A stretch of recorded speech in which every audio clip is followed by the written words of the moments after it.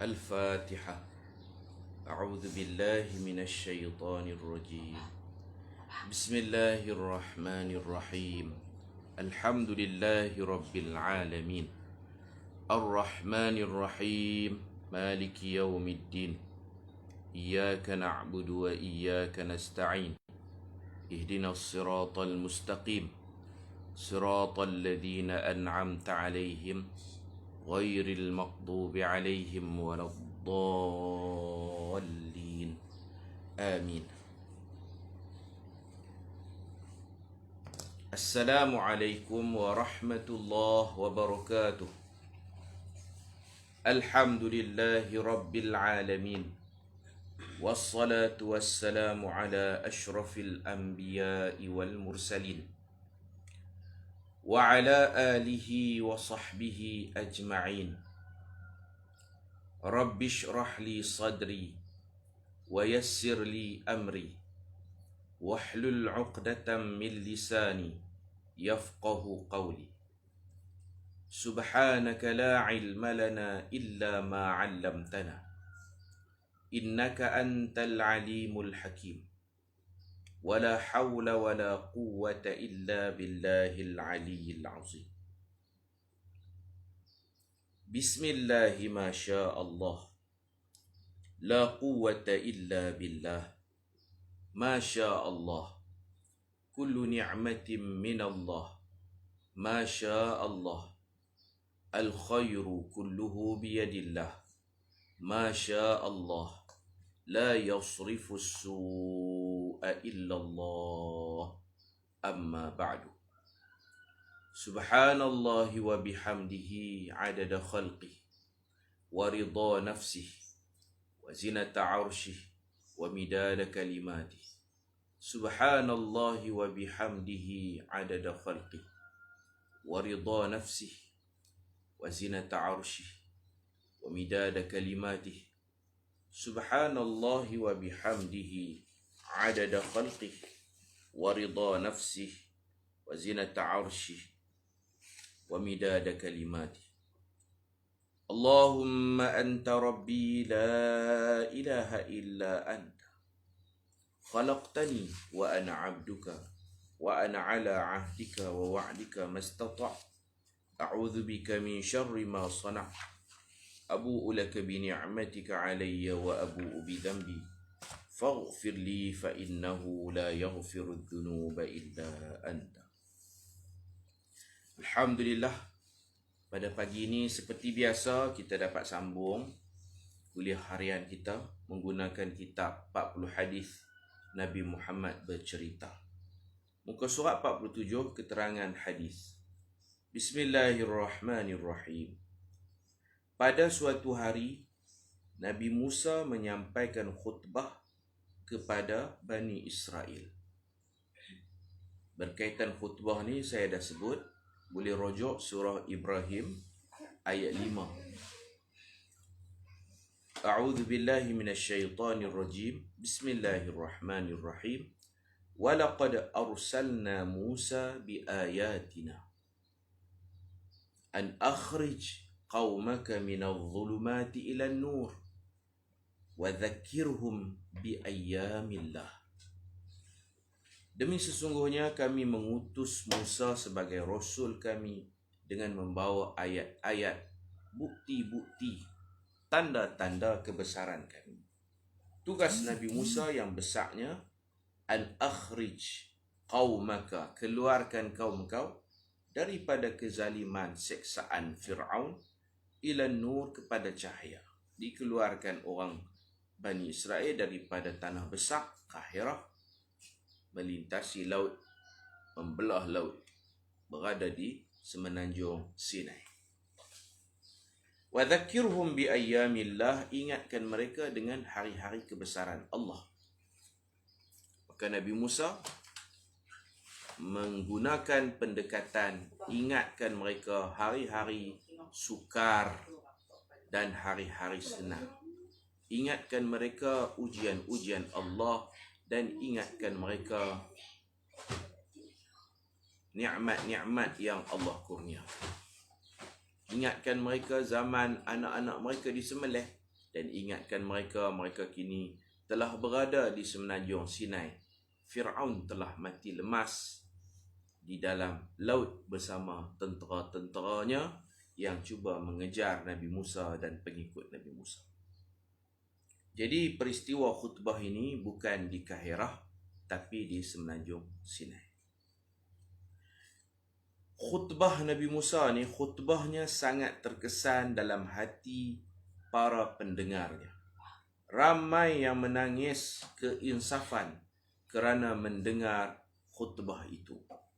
Begitulah kelebihan Nabi Musa dan nabi-nabi lain dalam menyampaikan ucapan, khutbah dan pidato.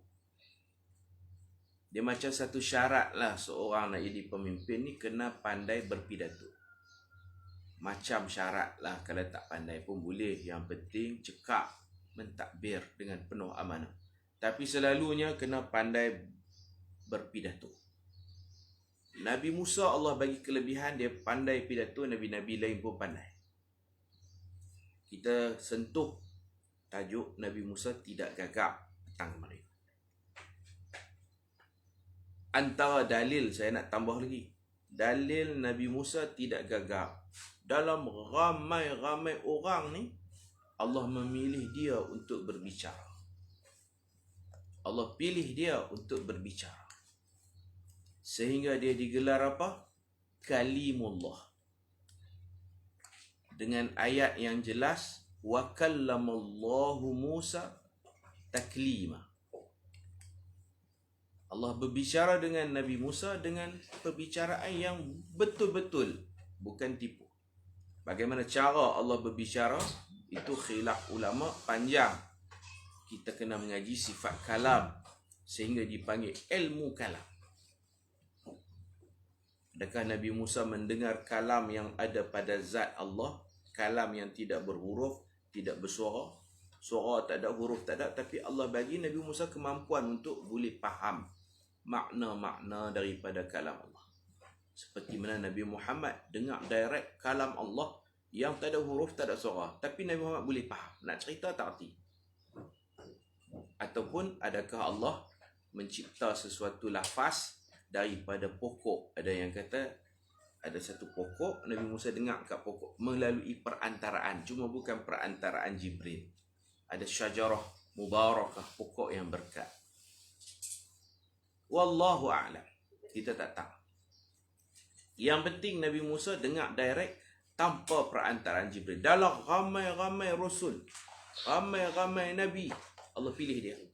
Dan Allah pilih Nabi kita Muhammad sallallahu alaihi wasallam pada malam Mi'raj. Dan dia boleh jawab.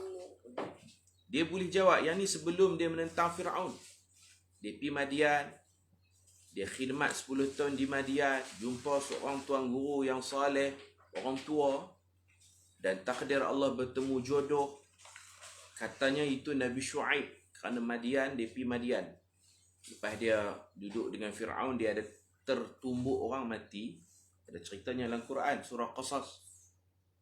Ada orang bergaduh, seorang zalim, buli. Jadi dia nak pergi sabak, yang buli tu nak main tabuh dia, nak main pukul dia. Jadi dia tepi-tepi, dia tertumbuk. Bila dia tumbuk sekali, fawakazahu, dia tertumbuk. Satu tumbukan dia, faqadha alaih, orang tu mati. Bukan dia sengaja tumbuk. Qatlul khata', bunuh tanpa sengaja. Orang jahat pukul orang. Orang yang kena pukul minta tolong. Nabi Musa pergi tolong lah. Pergi tolong, hai sabar. Bila dia nak pergi tolong, nak jadi orang tengah, hak jahat tu main nak pukul dia. Oh, hang masuk campur. Oh, hang masuk campur, orang nak kena. Terajang Nabi Musa, dia nak pukul dia. Tepi tertumbuk. Sekali tumbuk, faqadha alaih, terlentang mati. Beratnya tumbukan Nabi Musa. Nabi Musa mempunyai kekuatan yang sangat kuat. Sehingga dihikayatkan, yang ni tak ada dalam Quran dan hadis, dia pernah terhentak janggut Fir'aun. Itu hikayat. Wallahu alam betul tak betul. Kuatnya, waktu baby lagi tangan dia kuat. Jadi bila berlaku macam tu, Fir'aun dapat tahu, Fir'aun nak bunuh dia. Dia belum jadi Nabi. Fir'aun dapat tahu, dia bunuh bangsa Qibti Mesir. Firaun ni dia semangat kebangsaan, dia bukan kira siapa betul siapa salah. Oh, hang bunuh rakyat aku, oh hang berani, hang samsing. Firaun keluar arahan surat nak tangkap Nabi Musa, nak bunuh Nabi Musa. Dia tak mau bicara dah siapa betul siapa salah. Dia kira Musa berani bunuh Qibti Mesir, rakyatku, bangsaku, kauman Firaun ni, kauman racist. Dia kata aku nak bunuh Musa. Nabi Musa pun lari. Lari pergi Madian. Dia belum jadi Nabi. Duduk 10 tahun di sana. Bertemu dengan seorang syekh, seorang tuan guru yang alim. Dikatakan itu Nabi Shu'aib. Sebab Nabi Shu'aib memang wa ila Madyana akhahum Shu'aiba. Penduduk Madian kami melantik Shu'aib sebagai Rasul. Nabi Shu'aib, Rasul Shu'aib alaihi salam. Duduk sana, duduk kerja. Nabi Shu'aib ni ada 2 orang anak. Nabi Shu'aib kata, hang duduk dengan aku 8 tahun. Bila tengok dia kerja bagus, Nabi Shu'aib nak buat menantu. Nabi Shu'aib kata, aku ada 2 orang anak perempuan. Hang pilih. Anak perempuan aku ada 2 orang. Hang pilih. Buat istikharah. Nak ke kan adik? Pilih. Pasal bila jumpa pekerja yang amanah, anak kita pun dah besar, eloklah tangkap buat menantu. Dia offer. Hang mau tak? Kahwin dengan anakku. Anak perempuan aku ada 2 orang. Hang pilih lah. Nabi Shu'aib offer dalam Quran ada suratul Qasas. Tapi saya tak ada duit. Nabi Musa kata saya tak ada duit. Tak apa. Hang kerja dengan aku tu kira mas kahwin. Ala an ta'jurani 8 hijaj. Kurang-kurang kerja 8 tahun. Wa in atmamta 10. Tapi kalau hang nak kerja 10 tahun, famin indik, terpulanglah. Kalau hang kerja minima 8 tahun, kira hak tu mah kahwin. Ui, Nabi Musa belum jadi Nabi. Nabi Shu'aib offer anak, kira bagus Nabi Musa. Pasal apa? Pasal Nabi Musa ni dia kerja dengan Nabi Shu'aib. Nabi Shu'aib tengok dia ada 2 sifat yang bagus. Pekerja yang proaktif, produktif. 2 sifat, iaitu al-qawi, kuat bekerja, amin, amanah. Duit ringgit semua amanah. Amanah dan kuat. Ada orang amanah bagus tapi kerja lembek. Kerja tak bersungguh-sungguh. Dia kerja sungguh-sungguh. Badan dia kuat. Dia cedok ayak. Dia bagi makan kambing, unta. Dia kerja dia bersungguh-sungguh. Dia pun muda lagi waktu tu. Dia belum jadi Nabi. Belum jadi Nabi. Okey. Maka Nabi Musa pun pertimbangkan tawaran Nabi Shu'aib. Dia pilih. Saya pun tak tahu dia pilih kak ke, adik ke, Kak Long ke, Kak Su ke, tak tahulah. Ya, anak Nabi-Nabi ni tentunya lawa, berakhlak mulia, salihah. Untung dia dikahwinkan. Siapa Nabi Shu'aib tu? Nabi Shu'aib ini dia gelaran dia Khatibul Anbiya. Kalau nak tulis boleh tulis Khatibul Anbiya. Nabi Shu'aib pemidato terbaik di kalangan Nabi-Nabi. Semua Nabi-Nabi pandai berpidato. Nabi Shu'aib ini pidatonya terbaik. Kalau buat pertandingan pidato, tapi Nabi Muhammad tak boleh masuk. Nabi Muhammad lagi bagus. Kalau kita cerita Nabi terbaik, Nabi Muhammad lebih terbaik lagi. Okay, Nabi Muhammad jadi juri. Nabi-Nabi lain bertanding. Siapa dapat johan? Johannya Nabi Shu'aib. Khatibul Anbiya, pemidato terbaik di kalangan pemidato terbaik Nabi-Nabi. Semua Nabi-Nabi pandai pidato. Pak mertua dia pandai pidato. Takkanlah Nabi Shu'aib nak bermenantukan Nabi Musa yang gagap. Dapat tuan-tuan? Pak mertua pakar pidato. Takkan dia nak pilih Nabi Musa? Memang amanah, memang kuat, tapi ada masalah gagap. Gagap ni dia cedera jugalah. Bukanlah satu aib, tapi yalah begitulah. Pak mertua punya bagus punya pidato, pilih Nabi Musa ke. Jadi dia duduk dengan Nabi Musa, dia kerja kambing, belah kambing. Di samping tu dia daurah, dia berkursus. Daurah tarbawiyah sebagai tamhidan lirrisalah. Sebagai persiapan tamhidi untuk dia dapat jadi Rasul dan Nabi. Dia sedang berkursus 8 tahun. Tetapi Nabi Musa, dia pilih 10 tahun. Kerana Nabi Shu'aib buat layang-layang cakap macam tu. Hang duduklah dengan kami 8 tahun. Fa'in atmamta 10. Tapi kalau hang duduk 10 tahun, famin indik, suka hati hang lah. 8 tahun lah. Tapi kalau nak 10 tahun, mana dia diberi pilihan macam orang pencen lah. Nama Safura kan.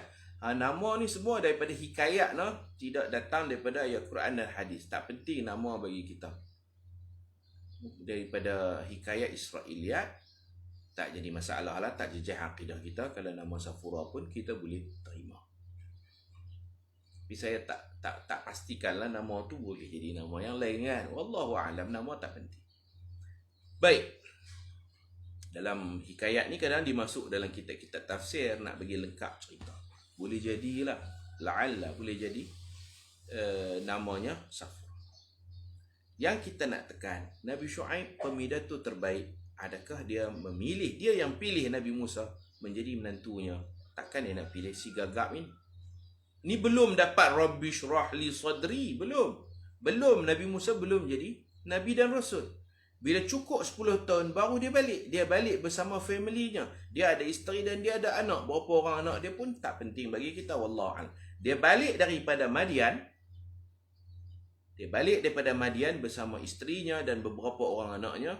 Tak pasti berapa orang anak dia. Dah cukup 10 tahun kerja, dia balik lah. Nabi Syuaib kata, hang kena balik. Hang kena lawan Fir'aun tu. Hang kena dakwah dia. Ajak dia masuk Islam. Bukan lawan tak. Ajak dia sembah Allah. Dan Musa pun balik. Balik dia sesak jalan. Malam, sejuk, gelap, gelita. Dia melalui kawasan Sinai itulah. Katanya Madian ni tak jauh daripada perkampungan Lut.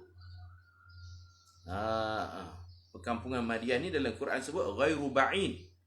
Perkampungan Madian ni macam Madinah juga, daripada perkataan Madinah, satu bandar yang banyak pokok, dusun lah. Ghairu ba'id. Madian tidak jauh daripada kaum Nabi Lut. Mana Lut mati dengan Madian tu tak jauh. Belah-belah Jordan jugalah. Saya pun tak tahu tang mana Madian ni secara tepatnya. Jadi dia pergi ke Jordan. Dia lalu balik kot tu, kot Sinai, nak masuk balik ke Hira. Dia lalu kot Bukit Tursina, Gunung Tursina. Tursina yang terpacak di Sinai. Tursina di Sinai lah. Di situ gelap dan dia sesak jalan. Gelap, sesak jalan, kesejukan malam. 3 problem yang dia hadapi. Anak dia kata, abah, ayah sejuk ni. Anak dia kata, gelap no kita ni. Kok mana nak pergi Mesir ni? Nak pergi Kahirah kok mana? Gelap, sejuk, sesak jalan. Tiba-tiba dia ternampak api. Di puncak Gunung Tursina tu dia nampak api. Disebut dalam suratul Qasas. Dia nampak api. Dia kata kat isteri dia, dia kata kat anak-anak dia, kuthu, hampa duduk sini. Biar ayah, biar abah nak hiking, nak naik atas. Hampa duduk sini. Ayah nak naik atas pasal ayah nampak api. Bila nampak api, kita boleh minta api kat mereka sikit. Kita gelap, bila dapat api, kita akan terang. Kedua, kita nampak api, kita sejuk. Bila kita nanti boleh minta jamung api daripada orang atas tu, kita ada api, terang dan dapat memanaskan badan. Kuthu. Qala li ahlihi, dia kata kat family dia, hampa duduk bawah, duduk di kaki bukit. Biar abah seorang naik, hampa duduk sini. Dan bila nampak api, tentu ada orang. Saya mengaji sekolah rendah dulu, kalau kita sesat, kita nyalakan api. Ataupun kita nampak api, mungkin ada orang kita boleh minta tolong. Pengakak, apa dulu kan, dia ajak macam tu. Jadi dia kata api boleh memanaskan badan kita. Dengan izin Allah, api boleh menerangi perjalanan kita. Bila ada api, tentu ada orang. Kita sesat jalan, mai ayah pergi tanya jalan nak pergi Kahirah kok mana. Nak ambil kapal daripada siapa, tang mana pelabuhan. Saya dia kena merentas belah Sinai, kena merentas laut baru sampai Kahirah. Dia pun naik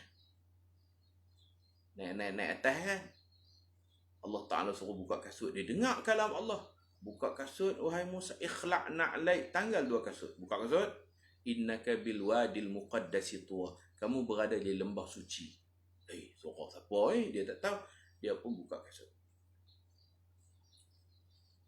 Dia naik atas. Tak ada api apa pun. Dia dengar kalam Allah. Dia rasa takut, dia nak lari turun. Allah Ta'ala kata jangan lari. Akulah Tuhanmu apa semua. Di situ dia dilantik menjadi Nabi. Setelah dia kahwin. Kalau dia gagap, dengan Allah orang tak gagap pun bila dia masuk bilik pengetua, dia jadi takut satu macam kan. Pengetua tepuk meja. Kamu ada buat salah. Ketak kan. Kita masuk balai polis pun tak bisa masuk. Bila ditanya kita takut. Dengan guru kita jadi takut. Dengan Allah Ta'ala tanya, ma tilka biyaminika ya Musa. Kamu pegang apa tu, tangan kanan tu pegang apa? Boleh tengok dalam Quran dengan penuh hudu, dengan penuh tenang.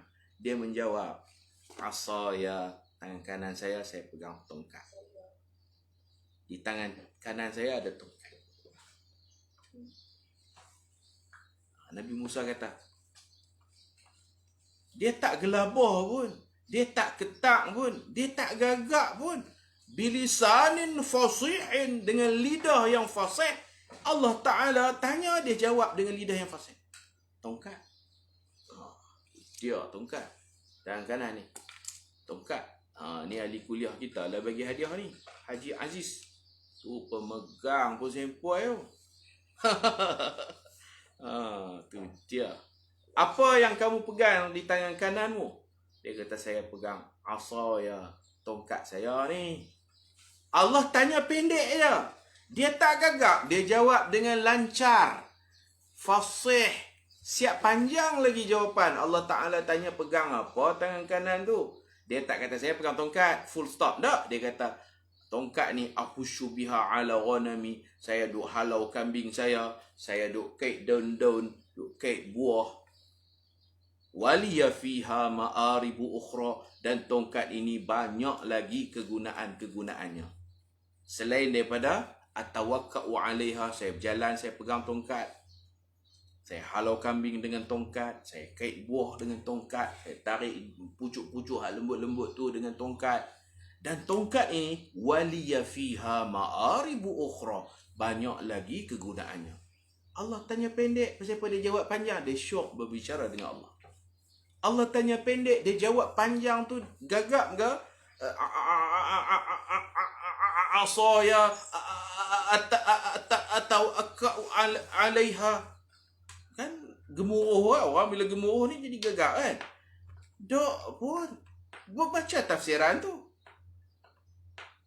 Ada yang kata lepas turun Rabbi Syrah li baru dia elok. Sebelum Rabbi Syrah li dia gagap.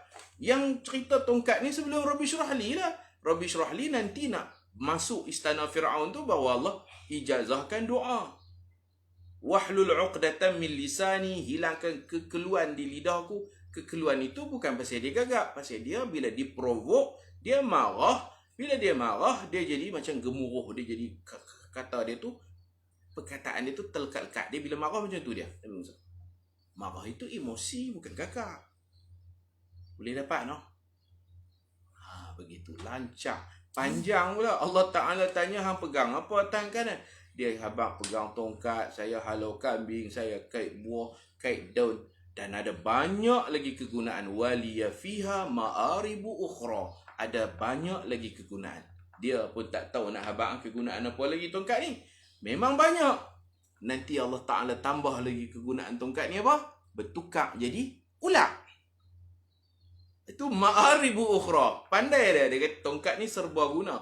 Ada banyak kegunaannya. Antara kegunaan dia, bila lawan dengan tukang sihir Fir'aun, lempak tongkat. Tongkat jadi ular. Itu Allah akan bagi nanti. Boleh faham tak? Maknanya dia lancar je cakap. Cakap dengan bukan ni, berbicara dengan Allah tu. Kan? Bicara dengan Allah. Kalau orang ni tengah-tengah malam atas bukit dengar suara, kalau jenis boleh pengsan no? Boleh pengsan. Tentang cara dia dengar tu boleh baca sifat kalam lah. Kita mengaji tauhid lah. Macam mana tu. Tapi yang betulnya memang dia dengar lah. Dia berbicara dengan Allah. Tanpa Jibril. Gagap ke tu? Tak gagap. Orang kata gagap ni, dia dengar-dengar, dia baca-baca buku je. Masya Allah, cantik. Sahabat-sahabat kita, ahli kuliah kita, hadiah ni tongkat ni. Tuan-tuan boleh beli ya dengan Haji Aziz. Facebook kita apa ni? Sahabat kita Jit Pakda, JIT. Ada Haji Aziz pun ada dalam kuliah ni.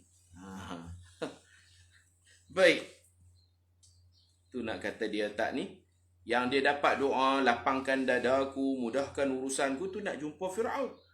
Wahlul 'uqdatan min lisani, hilangkan kekeluhan daripada lidahku, pasal Firaun akan provok. Nanti dia marah. Kita pun baca, kita nak ceramah, nak mengajak, elok kita baca. Bukan pasal kita gagap, kita nak mengajak dengan penuh ketenangan, ceramah tersusun. Orang duk ceramah semua baca Rabbi syrah li sadri. Adakah penceramah tu gagap? Tak. Berkat doa ni mudah-mudahan hati kita lapang. Kita dapat mengajak dengan tenang, tersusun bicara kita. Okey nah? Memang siapa nak mengajak membaca Rabbi syrah li. Siapa nak ceramah pun baca Rabbi syrah li. Nabi Muhammad tak perlu minta doa tu. Allah kata, alam nashrah laka sadrak. Bukankah aku telah melapangkan dadamu. Nabi Muhammad tak payah minta doa. Allah kata siap. Rabbi shrah li sadri wa yassir li amri wahlul 'uqdatan min lisani yafqahu qawli. Baik. Itu Nabi Muhammad. Ustaz Zahid kata, baik. Sebelum pergi kelas, dapat ilmu begini. Alhamdulillah. Memang tak gagap. Ni dalam kitab ni. Asatizah beli. Cantik ni kitab. Qasasun Nabiin. Al-Qasasul Qur'ani. 4 jilid. Ulama Jordan tulis. Dr. Salah Al-Khalidi. 4 jilid. Dalam ni dibahaskan juga. Nabi Musa tidak gagap. Hak perkataan Nabi Musa sengau tu, tu lagi lajak terlampau tu. Orang duk kata gagap, perkata sengau terus. Janganlah sampai tahap tu. Baik, ini khutbah Nabi Musa. Sebelum dia jadi Nabi pun dia tak gagap. Lepas dia jadi Nabi pun tak gagap. Hadis jamrah dia telan bara api. Hadis itu memang ada. Tetapi sanadnya putus. Bila putus sanad, tidak ittisalus sanad. Sanad tak sambung-sambung, ada putus. Tabi'in terus kepada Nabi, mana nama sahabat. Maka di situ dipanggil dhaif. Hadis dhaif untuk fadilat-fadilat tak apalah. Hadis dhaif untuk mencederakan Nabi, untuk mengatakan Nabi gagap. Oi, dahsyat. Hadis dhaif boleh pakai untuk fadilat a'mal. Hadis dhaif boleh pakai untuk manaqib, cerita kemuliaan, kehebatan, cerita-cerita baik. Tapi hadis dhaif bolehkah pakai untuk mencerita buruk seseorang? Tak boleh. Cerita Nabi Musa gagap ni cerita baik ke cerita buruk? Cerita buruk. Begitu. Kita kena tahu juga. Ada hadis dia telan bara api waktu dia kecil-kecil, lidah dia terbakar, menyebabkan dia gagap. Ada statement tu. Tapi adakah itu hadis sahih? Dhaif. Bukan kita tolak hadis dhaif, tapi kena tengok hadis dhaif apa kegunaannya untuk amalan, buat sunat, sembahyang sunat, puasa sunat ke, baca Quran ke, tak apalah hadis dhaif ni untuk bagi motivasi. Hadis dhaif boleh untuk motivasi, kita nak bagi orang semangat buat amal. Boleh. Hadis dhaif juga boleh dalam soal mukjizat Nabi, cerita kelebihan sahabat. Dhaif pun tak apa, pasal kita nak puji orang, tak ada masalah. Ulama tasahal bermudah-mudah dalam bab dhaif pun biapilah. Pasal kita nak puji Imam Syafi'i ke, nak puji Sayyidina Umar, nak puji dalam bentuk pujian, tapi dalam bentuk keji, tajrih, nak mencederakan orang, nak kata Nabi Musa gagap, hadis dhaif, tak boleh. Tak boleh. Bukan kita tolak hadis dhaif, tak tolak. Tapi dalam bab itu tak patutlah dijadikan sebagai hujah. Baik, Nabi Musa pandai pidato. Pak mentua dia Nabi Syuaib, Khatibul Anbiya. Semua Nabi-Nabi pandai berpidato. Kata-kata mereka yang terbit dari hati yang ikhlas itu menyentuh hati kecil pendengar, melembutkan hati yang keras dan menyedarkan jiwa yang lalai. Mereka bijak memilih perkataan yang sesuai dan susunan ayat yang menarik. Selepas itu ada orang bertanya Nabi Musa, siapakah manusia yang paling alim? Nabi Musa berkata, saya paling alim. Dia silap sikit tadi lah. Silap biasalah. Bukan dosa, silap. Nabi Muhammad pun biasa orang tanya Nabi Muhammad tentang Ashabul Kahfi, tentang hakikat roh. Nabi kata, ghadan, esok saya jawab. Inni fa'ilun dhalika ghada. Surah Kahfi. Orang tanya tentang Ashabul Kahfi, Nabi kata, inni fa'ilun dhalika ghada. Esok saya bagi jawapan. Nabi lupa, Nabi tersilap. Patutnya kata, insya-Allah. Esok saya bagi jawapan, insya-Allah. Kerana dia tak sebut insya-Allah, menyebabkan tak ada jawapan. Silap. Nabi Musa, beliau berkata demikian bukan kerana takabur, tapi kerana ingin menyatakan hakikat sebenar. Beliau adalah Nabi dan Rasul kepada Bani Israel. Beliau dipilih dalam senarai Ulul Azmi, iaitu di kedudukan ketiga selepas Nabi Muhammad dan Nabi Ibrahim. Beliau digelar Kalimullah dan dianugerahkan kitab Taurat. Allah mengajarkannya bermacam-macam ilmu. Walaupun begitu, sepatutnya seseorang yang berilmu, walaupun sangat tinggi ilmunya, apabila disoal dengan soalan sebegini, hendaklah disebut Allahu a'lam. Macam tu. Kembalikan ilmu kepada Allah. Wallahu a'lam atau Allahu a'lamu bis-shawab. Artinya Allah lebih mengetahui. Hendaklah merendah diri dengan Allah kerana ilmu kita terlalu sedikit berbanding ilmu Allah Subhanahu wa taala. Kita cerita dah di atas kapal bersama Nabi Khidir alaihissalam, mereka nampak burung patuk ayak. Sekali patuk atau dua kali patuk, itu nak menunjukkan kata ilmu kita ni sikit. Ilmu Allah bagaikan lautan tak bertepi. Khidir ni dia bukan Nabi, tapi dia sifat. Dia sifat hijau. Sebab dia bila duduk ala al-farwa al-bayda, bila dia duduk ala al-farwatil bayda, kawasan yang putih, tanah putih, dia duduk ya, sekali dia bangkit berdiri, tanah putih tukar jadi hijau.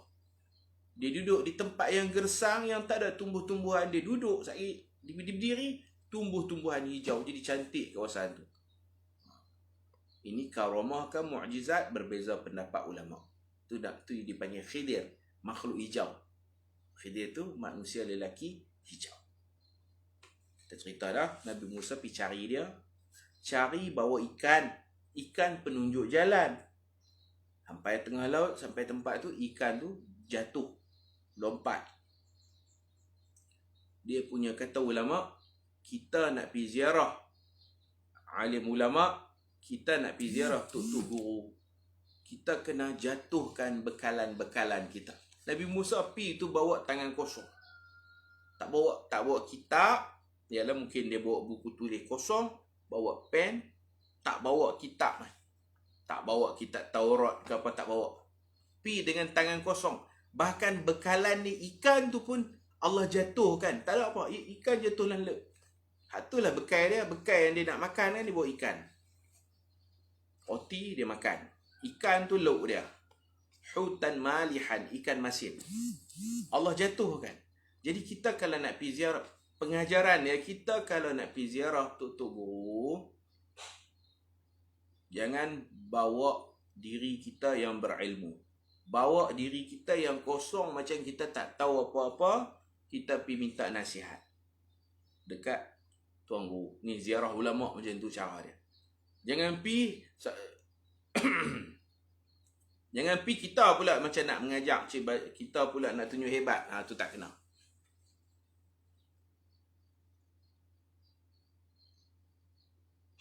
Ya, memang betul soalan Nabi Musa ada masalah dalam bercakap. Apa masalah Nabi Musa tu? Masalah memang ada. Tapi bukan masalah gagak. Masalah dia emosional. Cepat panas. Bila orang buat maksiat, dia jadi nak marah. Bila Fir'aun provoke, duk kata aku Tuhan. Aku buat sungai, aku buat bukit. Fir'aun nak provoke. Dia tahu Masalah Nabi Musa ni cepat marah, bukan gagap. Itu yang saya duk tekan tu. Maka Nabi Musa minta kepada Allah supaya Nabi Harun membantu beliau. Betul? Nabi Harun ni seperti Sayyidina Abu Bakar. Nabi Musa seperti Sayyidina Umar. Perlu gabungan antara orang yang tenang diri dengan Nabi Musa yang tegas, yang marah. Bahasa utara orang panggil perongoh, pandai paran macam tu. Bukan pandai paran, dia seorang yang bertegah. Yang benar katakan benar, yang salah katakan salah. Nabi Musa cengeng. Bahasa kami cengeng. Bukan pasal gagap. Ushdud bihi azri. Wahai Tuhan, lantiklah seorang yang dapat membantuku. Harun akhi, lantik Nabi Harun. Saya urai dah petang kemarin. Supaya digabungkan Sayyidina Abu Bakar dengan Sayyidina Umar. Gabungan Nabi Harun dengan Nabi Musa. Nabi Musa bukan pasal gagap. Masalah dia, bila dia jumpa Fir'aun, Fir'aun provoke, dia jadi nak marah. Bila nak marah, dia tak boleh nak cakap dengan teratur. Faktor marah. Dia jadi kalam dia terketak-ketak sikit kerana marah. Ada orang kalau lapak, dia tak boleh ceramah. Lapak, dia jadi ketak, dia ceramah pun jadi tak syok. Pasal apa? Pasal lapak. Ada orang cakap biasa-biasa, sembang, okey. Sembang kedai kopi, tepuk meja macam ceramah hebat. Orang bagi mikrofon atas pentah, gemuruh, berpeluh, dia tak boleh ceramah macam di kedai kopi. Gagapkah dia? Tak gagap. Kedai kopi tak gagap. Naik atas pentah gagap? Bukan gagap. Gemuruh. Kedai kopi hebatlah, sembang, tepuk meja, bergoyang, cawan, tumpah ayak kopi orang. Sembang punya hebat. Orang buat satu ceramah, orang persilakan dia. Orang persilakan. Ayah anda apa? Mai panggil. Oh, dia tak mau. Orang nak tolak juga. Naik atas tu. Kehandalan kedai kopi dia. Tak ada lah kehandalan tu. Bukan pasal gagap, pasal gemuruh. Itu pasal gemuruh. Ada orang pasal lapang. Kalau hari dia kenyang, dia ceramah sedap. Hari dia lapang, dia tak boleh. Okey? Bukan gagap. Ulama ni dia bagi bukti-buktinya. Masalah Nabi Musa memang ada. Masalah dia, jangan provoke dia. Dia marah. Bila dia marah, dia cakap tak apa nak ni. Tak tentu kalu cakap dia.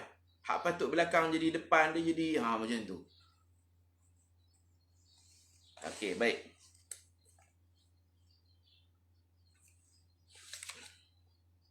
Ini Nabi Musa dia tak bawa bekal. Dia apa? Dia tak bawa bekal. Nabi Musa jangan bawa bekal. Ada orang pergi ziarah ulama, dia bawa sanad dia tu. Dia nak pergi ziarah Tok Guru. Dia bawa sanad dia. Siap dia pergi tolong bagi hadiah lagi. Tok Guru ni saya ijazahkan sanad saya kepada Tok Guru. Subhanallah. Hang ni patut pergi minta ijazah kat Tok Guru. Ni bawa dalam beg. Type siap, cetak siap, sijil ijazah yang dia dapat lah. Ijazah ammah.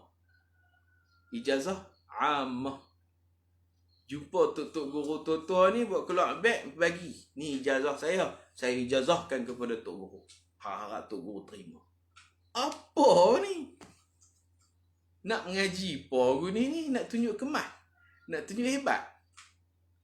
Ziarah orang jangan tunjuk hebat. Tunjuk kita kosong. Jangan bawa apa. Nabi Musa bawa ikan. Ikan tu pun melompat. Tak ada apa, kosong. Minta izin pula. Nak pergi jumpa minta izin. Hal attabi'uka. Bolehkah saya nak mengaji dengan Tuan Guru? Tuan Guru Khidir izinkan saya jadi anak murid, minta izin. Ala an ta'jurani. Apa ni? Attabi'uka. Saya nak follow, saya nak ikut. Boleh tak? Kalau boleh, harap-harap Tok Guru boleh terima saya lah. Harun wa akhi Harun huwa afsahu minni lisana. Betul? Harun lebih fasih sebab Nabi Harun walau diprovok pun kata-katanya tetap teratur. Allah guna afsah, lebih fasih. Bukan makna Nabi Musa tu gagap. Ada fasih dengan afsah. Nabi Musa fasih, Nabi Harun lebih fasih.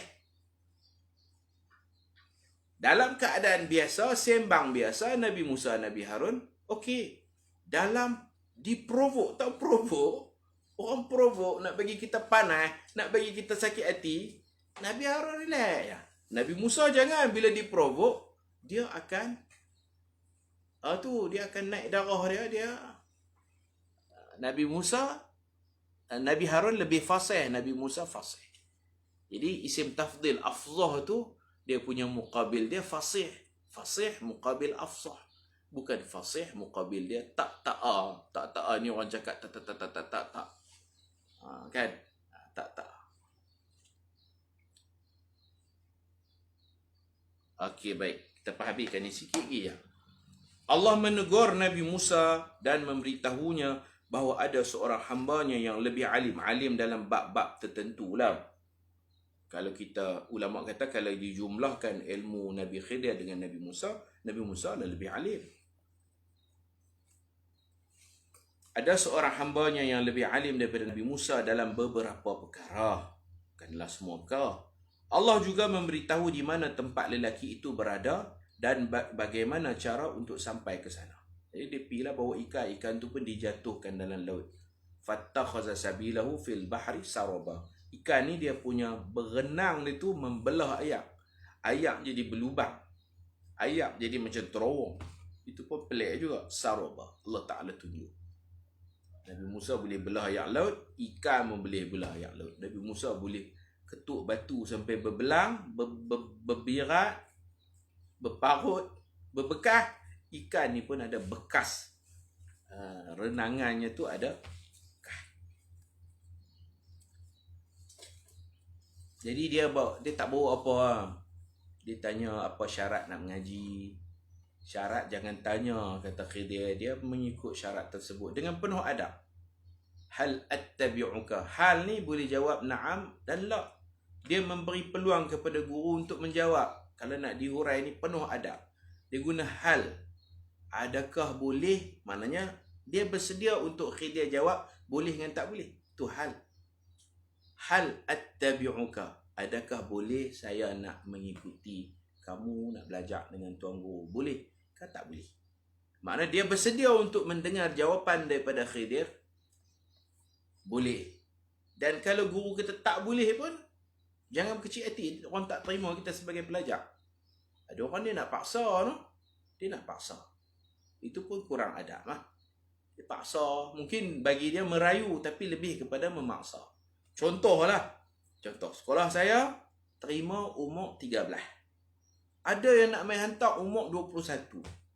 Saya habang dah 13 saja dalam telefon.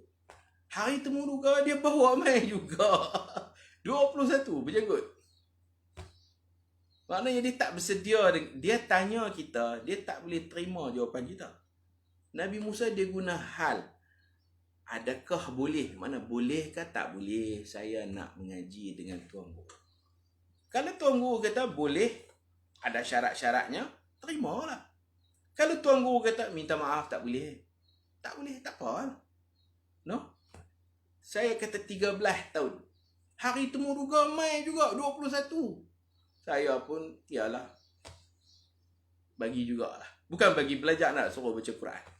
Quran pun tak boleh.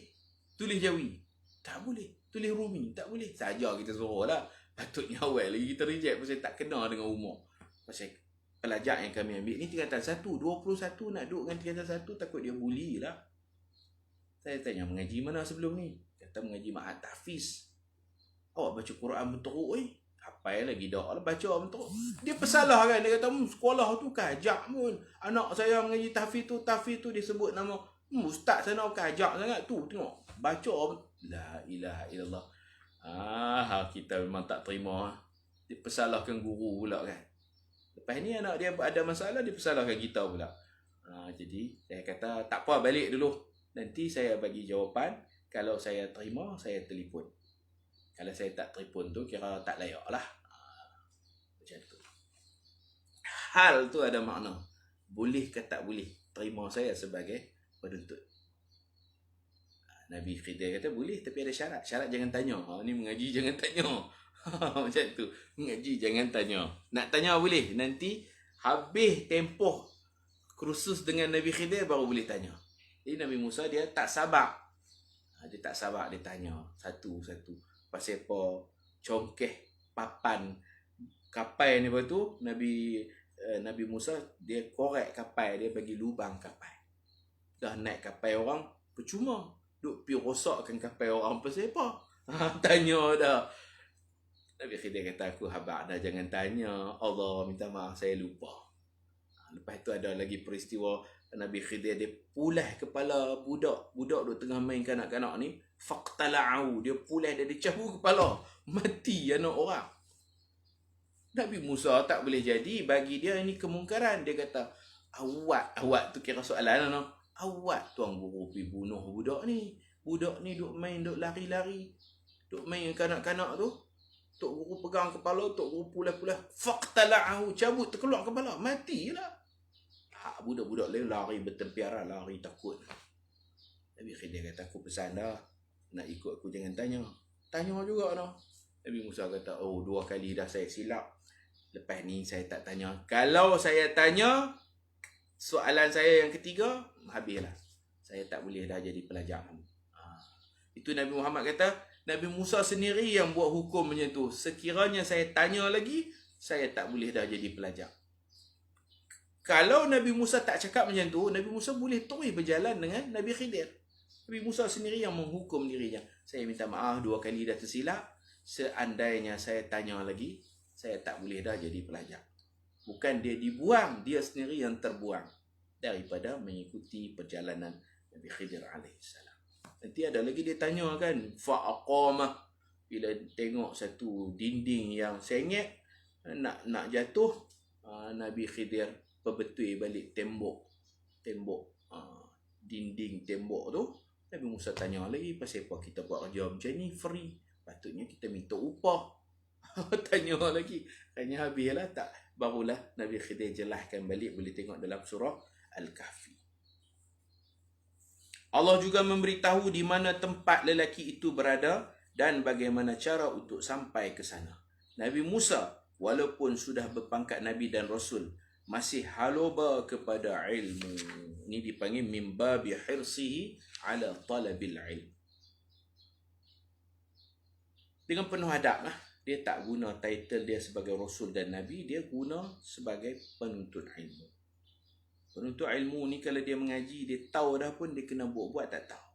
Jangan dia kata, Tok Guru, kami tahu dah benda ni, mengajaklah hak lain pula. Macam tu jangan. Penuntut ilmu, kalau nak memilih kitab, katalah Tok Guru habis dah kitab, dia boleh cadang. Tapi yang terbaik, kalau kita panggil seorang ustaz main mengajak di masjid kita pengatur kuliah. Kalau ustaz tu tanya apa kitab nak mengajak, boleh kita cadang. Jangan kita macam ustaz mengajak ni ustaz, jangan mengajak ni, kita pula duk atur dia. Pengatur kuliah ni mengatur ustaz-ustaz yang nak kuliah, jangan mengatur apa yang nak ajak. Serah kepada guru tersebut. Kalau dia mengajak kita hak dah biasa mengaji pun tak apa, mengaji pi 2 kali mengaji. Dalam kitab Ta'limul Muta'alim, seorang pelajar dia kena buat-buat tak tahu. Buat-buat tak tahu walaupun perkara tu telah disampaikan oleh guru berkali-kali. Dia dengar dengan penuh adab, dengan penuh minat, walaupun dia tahu dah Tok Guru ni duk ulang cerita yang sama. Tok Guru ni jenis mengajar duk ulang cerita yang sama. Dengar bila, jangan buat muka boring lah, cerita ni lagi. Kemarin dulu cerita dah, cerita ni dah berulang 8 kali dah, cerita lain pula. Jangan macam tu. Itu adab-adabnya. Baik. Nabi Musa walaupun sudah berpangkat Nabi dan Rasul, masih haloba kepada ilmu. Beliau sanggup bersusah payah pergi menuntut ilmu bersama temannya yang bernama Yusha' bin Nun. Nanti ada cerita Yusha' bin Nun, pembantu khadam Nabi Musa. Sepanjang berguru dengan Khadir alaihi salam, mereka berdua menyaksikan banyak keajaiban seperti yang diceritakan oleh Allah Ta'ala secara terperinci dalam surah Al-Kahfi. Wallahu subhanahu wa ta'ala a'lam. Sallallahu ala sayyidina Muhammad wa ala alihi wa sahbihi ajma'in. Walhamdulillahi rabbil alamin. Subhanakallahumma wa bihamdika ashhadu an la ilaha illa anta astaghfiruka wa atubu ilaik. Bismillahirrahmanirrahim. Wal 'asr Innal insana lafi khusr illa alladhina amanu wa 'amilus salihat wa tawasaw bil haqq wa tawasaw bis sabr. Assalamualaikum warahmatullahi wabarakatuh.